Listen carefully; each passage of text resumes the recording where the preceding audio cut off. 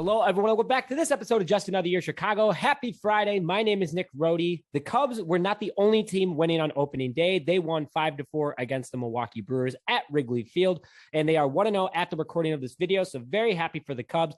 Go watch our day in the recap. Tony, Nick, and I, and a couple of our friends all got together and we're in the bleachers. If you want to see what yesterday was like, it was a lot of fun at Wrigley, and this summer is going to be even better if you're looking forward to it.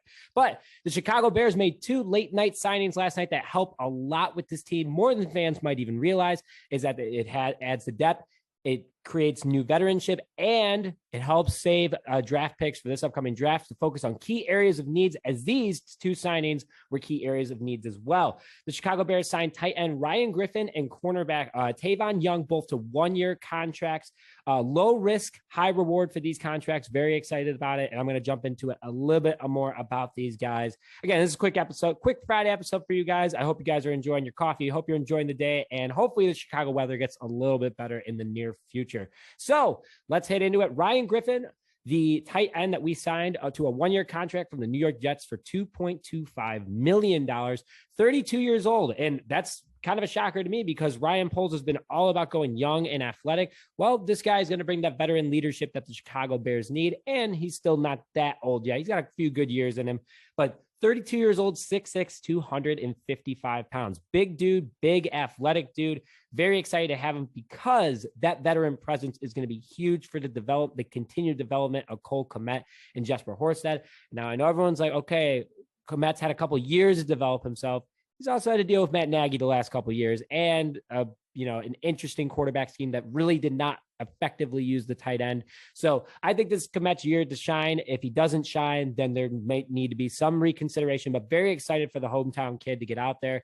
But this signing of Ryan Griffin is going to help him significantly, not just from a mentorship standpoint, but also the overall playbook. A little bit more about Griffin is that he was drafted in the 6th round in 2013 by the Houston Texans with the Luke Getsy offense that is very tight end friendly. That was especially what we saw up in Green Bay with Aaron Rodgers and his tight ends. His size, his ability, his power, and his speed, he's quick for a big guy, it could be a great target for Justin Fields, not only in the red zone, but overall as an athletic figure that can go out and make plays for him no matter what position they are on the field. He's likely going to be the second tight end. It's probably going to go Kmet, Griffin, and Horsted. So the Bears have 3 tight ends. It sounds like they're not getting anybody else. And that's good for the Bears. And it's good development, good athletic guys, and very excited about that. Poles keeping his targets large and athletic. Again, 6'6", 225. That's not a small guy, but able to catch and run. That's pretty impressive. So let's get into his stats from last season with the New York Jets. They weren't great, but they weren't terrible. Again, you got to consider the Jets were pretty respectfully like the Bears last season. Zach Wilson was running for his life. There was no offensive line there. Bad coaching, bad play calling. I can't really blame Griffin for having that great stats, but in Houston, he was pretty good. But his stats last year is that he played in 14 games, had 12 starts with 27 receptions, 261 total receiving yards, 2 touchdowns, but 14 first downs. So over half of his catches were first downs. That is something that the Bears needed tremendously this past year, whether there have been drops, whether there have been, key situations where we needed a first down.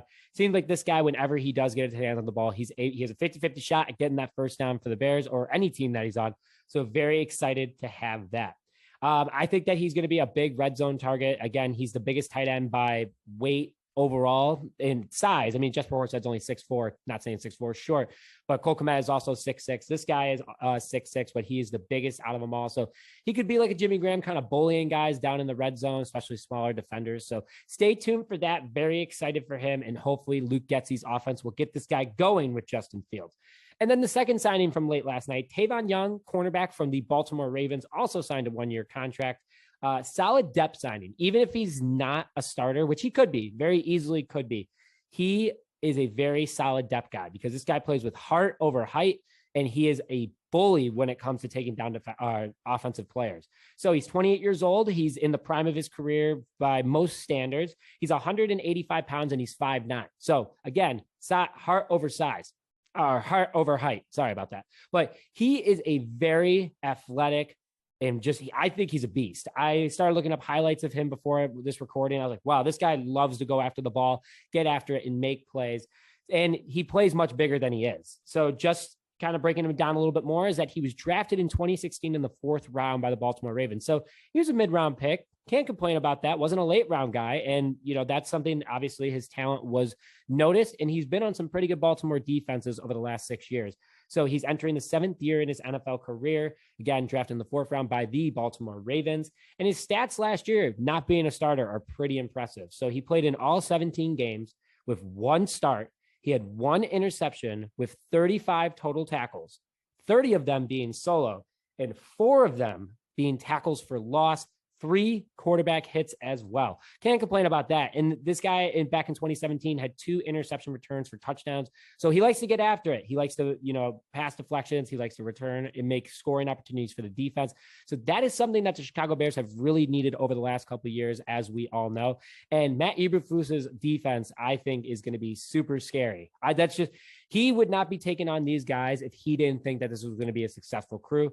And again, they're low risk, high reward contracts. And we're not going for the Super Bowl next year, guys. We're going to be, I think, better overall. I think it's going to be more entertaining to watch games, but this is a rebuilding team still at the end of the day, as unfortunately as it is. And you can put in the comments if you disagree with me. I would love it if the Bears made the playoffs. I think that they do have an opportunity, like any team has the opportunity to make the playoffs.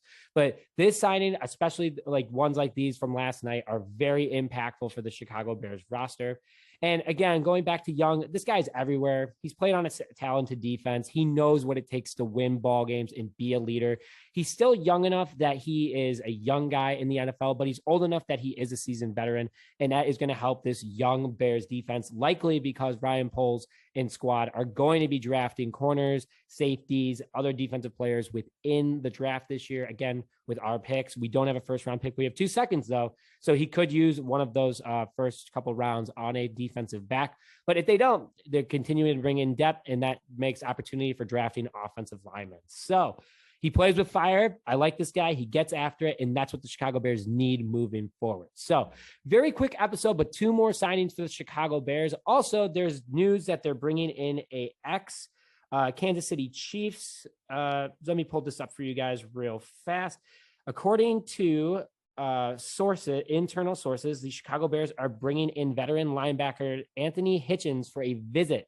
So that's a big deal for the Chicago Bears. It brings a veteran presence, also helps out with the linebacker depth. So the Bears are doing the right thing. So stay tuned for that. If he ends up signing for them, we will have an episode all about him. So stay tuned for that. But with that, thank you very much for joining this episode of Just Another Year Chicago. My name is Nick Brody. Enjoy the weekend, guys, and we'll see you on Monday.